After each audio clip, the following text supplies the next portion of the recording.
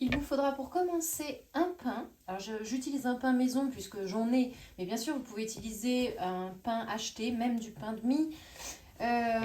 Ici c'est un pain toscan, donc c'est un pain sans sel. Je vais retirer la croûte parce que je ne veux garder que la mie du pain.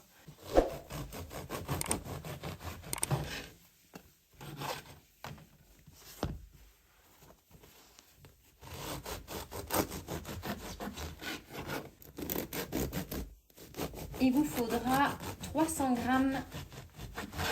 de mie de pain.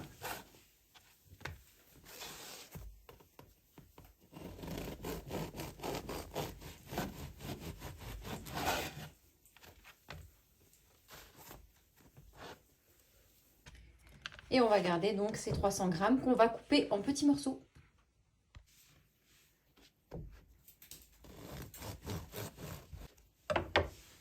Regardez ça comme il est super moelleux, quoi.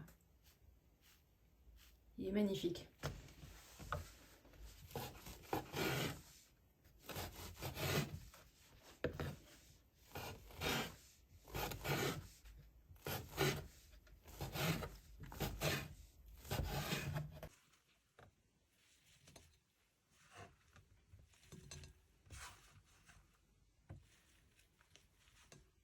Ensuite, il vous faudra 200 g de thon cuit que nous allons émietter.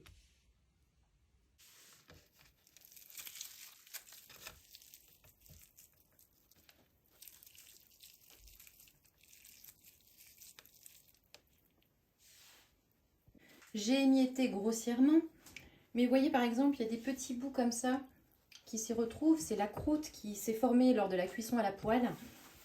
Il faut éviter de les ajouter.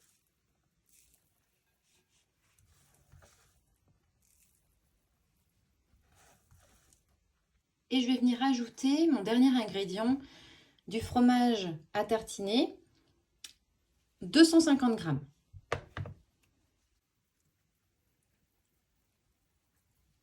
Alors ensuite, vous avez deux options pour mélanger. Soit vous mixez à l'aide d'un mixeur plongeant, soit on commence avec la cuillère à mélanger et on termine ensuite avec les mains. C'est comme vous voulez. Alors si on prend l'option de terminer avec les mains, il va falloir presser le pain entre ses mains. Il faut qu'il se déforme. Je n'ajoute pas de sel puisque le thon, à mon goût, l'est déjà. Et je n'ajoute pas de poivre, mais vous pouvez, si vous le souhaitez, vous pouvez même ajouter d'autres herbes aromatiques, enfin d'autres. Vous pouvez ajouter des herbes aromatiques, vous pouvez ajouter des épices, c'est selon vos goûts.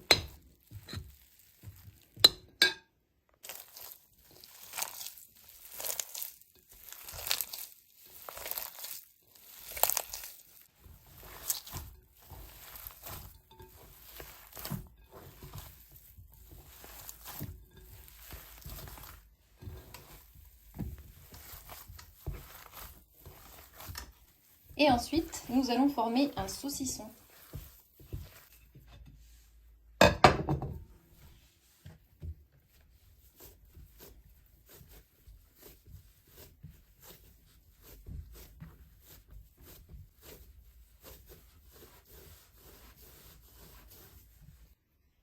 Une fois que le saucisson est formé, nous allons l'emballer dans du papier étirable et nous allons le mettre au frigo pendant 3 heures minimum. Et alors une astuce toute simple pour que le saucisson reste rond et pas plat d'un côté, je le mets dans une carafe d'eau et je le mets au frigo comme ça.